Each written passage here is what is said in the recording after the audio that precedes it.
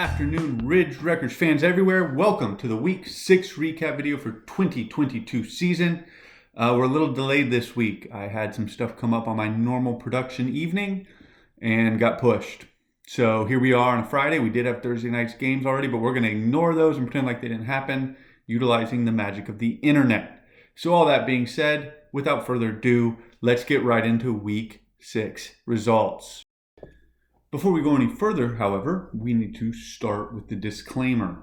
This is a comedy, okay? The opinions expressed herein are probably not my own, nor the individual even making the comment at the time.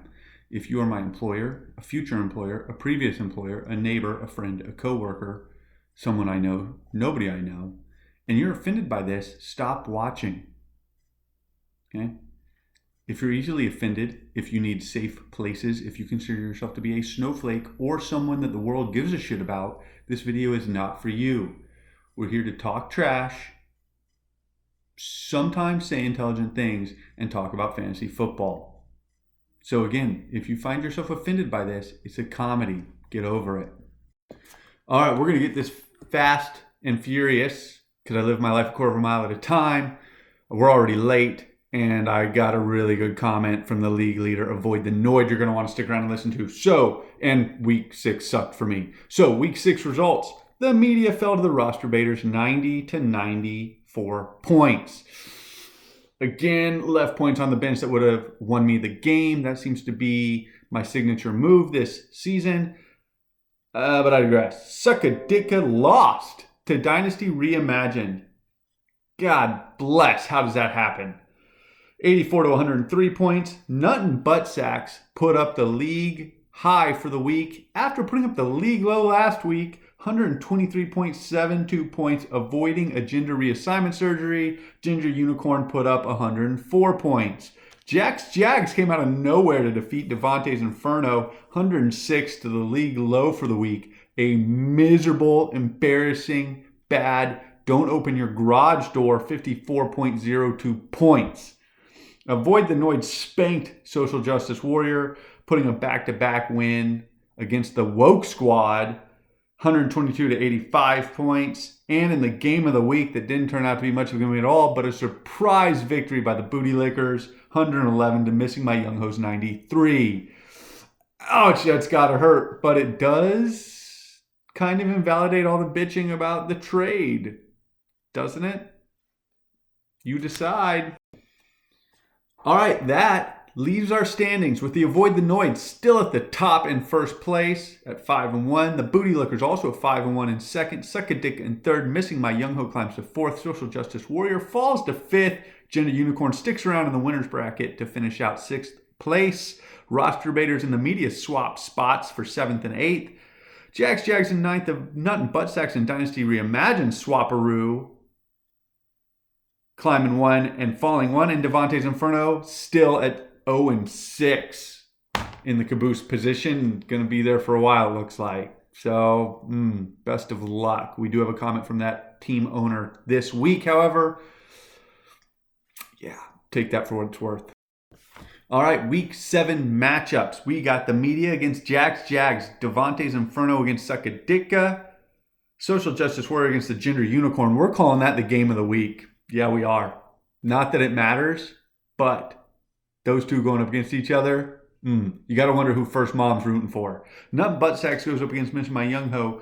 Booty Lickers against the Roster Baiters, and Avoid the Noid in the Dynasty Reimagined. Now, what will be interesting is if Dynasty Reimagined can bring the upset. I don't think they got it in them. I don't. But like I said, game of the week, Woke Mob versus Woke Mob. That'll be interesting to see who wins that one. I'd like to see some trash talking. Haven't seen it at all. Maybe they don't know they're playing each other. That's completely possible because they're idiots. All right, as promised, I did speak with team owner of Devontae's Inferno sitting at 0-6, and I asked him, what are the plans to turn the season around and kind of salvage anything out of it that you can? Fire sale, but holding on to my Raiders. Try to squeak out 2 wins to piss off 2 of you. At least you got goals. Team owner of Nut and Butt Sacks had this to say when I asked him about posting the high score for the week and avoiding a gender reassignment surgery. Staying sober for 12 hours straight proved how strong my team really is. This was a great win for Nut and Butt Sacks, with Jack's Jags molesting me in 2021, taking my first round pick and moving to Florida to cover it. It's surely been an awakening experience that not even the law offices of booty and liquor want to investigate. Scoring last week's lowest score and this week's highest, I'm bound for greatness in week 7. Maybe? But missing my young ho might have something to say about that. Scoring last week's, I've beat Crooked Chris in championship games with weak-ass defenses, so this should be a breeze in the wind.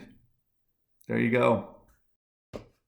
As usual, the law offices of Booty and Liquor had a long-winded message for the league, and this is what it is. Thank you for your question. The media had answered no.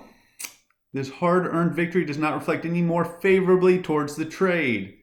We won in spite of the trade. The infamous Bootygate 2022 trade took another ugly turn this week when the second of my 2 players, the Young Ho, traded me to landed on the IR. So given up my first round draft pick for 2 players placed on our IR within 2 weeks.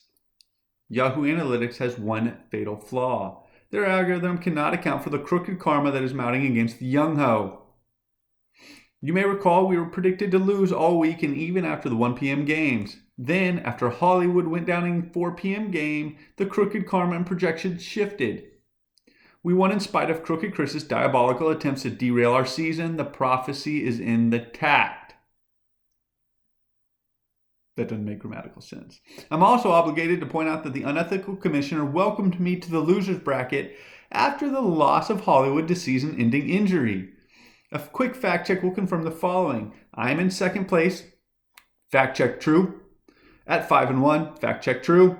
While he is in 11th place, true. At 2-4, also true. I refuse to stoop to his level and engage with a stone-cold loser. The team manager must be at least 500 or above before I deem them worthy of speaking to me directly. He currently makes an exception for the media, but in all reality, I should be in first place. So we'll call it even. Yeah. And now I bring you the league leader, Avoid the Noid. This is his comment. This week I faced Dynasty Reimagined, which got me thinking. What the hell does that mean? Dynasty Reimagined. Is he redefining what it means to be a dynasty? I mean, honestly, the liberals have been redefining shit all, the last 2 years that they just didn't want to acknowledge. So why not? I mean, that should actually be par for the course.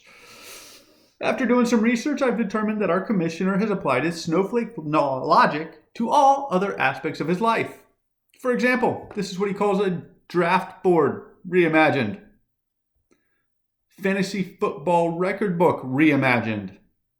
A startable wide receiver for fantasy football reimagined. Hair reimagined. Fulfilling his duties as a commissioner reimagined.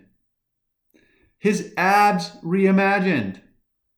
So with all of that being said, let me do a public service announcement to everyone in this league. No matter what he says, do not allow him to convince you that this is edible food reimagined. Friends don't let friends eat Domino's pizza. Yeah, all that's fact check true. All right, fans everywhere, that brings it to a wrap. I threw my kids out of the house long enough to get this made. So remember, talk trash, beat your neighbor. Fantasy football is and continues to be the only thing that matters during these wonderful 4 months out of the year. So get after it.